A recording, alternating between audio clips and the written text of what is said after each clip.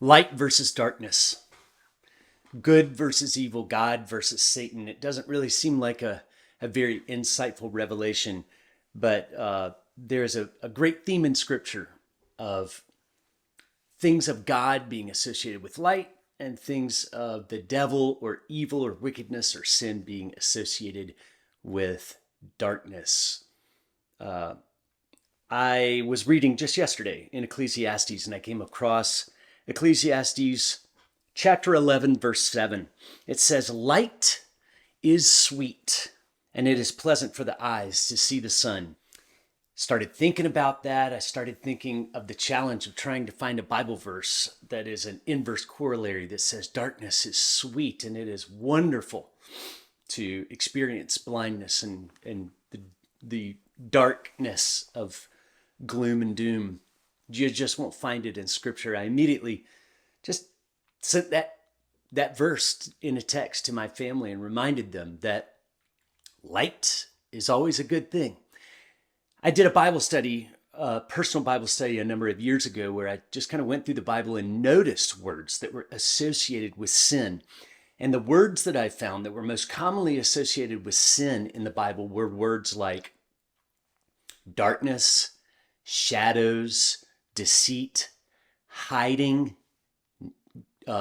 blackness, gloom, nighttime, like the verse that says those who get drunk at night. Those are common words that are associated with sin. Shadows, yeah.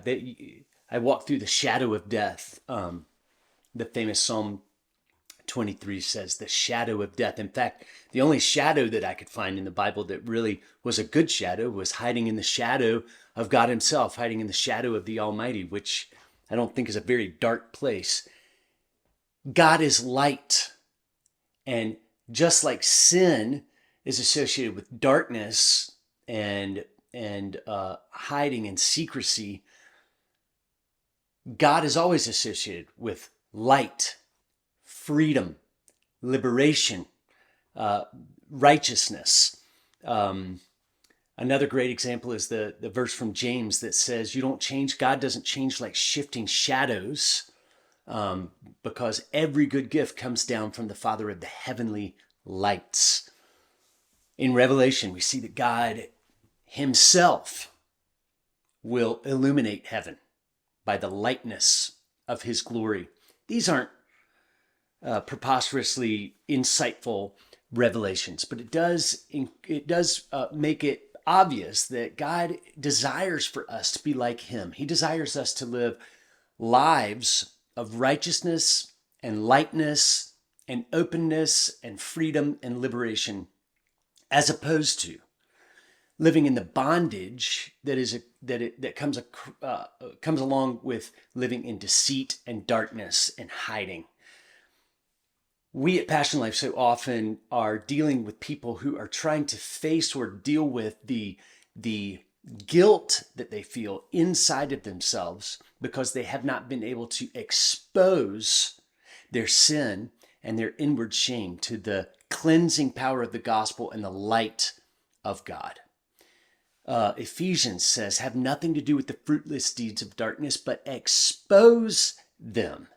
And so often people feel so ashamed by their sin, and sexual sin strikes the conscience with a particular guiltiness and a grief that makes people want to shrink and hide and deceive themselves and deceive God and deceive others and deceive Satan, though none of these things really ultimately will work well. And our job as an organization, as a missions organization, is to help people find the freedom of the gospel, the lightness and the forgiveness of walking with God in righteousness and openness and honesty and truth.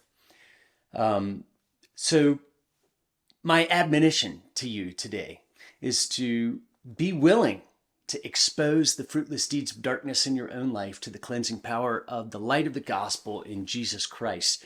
We want to live our lives in such a way that we're not burdened by past guilt and shame, because when we do that, we give Satan a foothold to come in and accuse and to remind us of our sin and to keep us in shame and keep us weak. Our desire is to live in the strength, in the boldness of the gospel. That's our goal with Passion Life, is to help people find that freedom, and I hope that you will take that into consideration and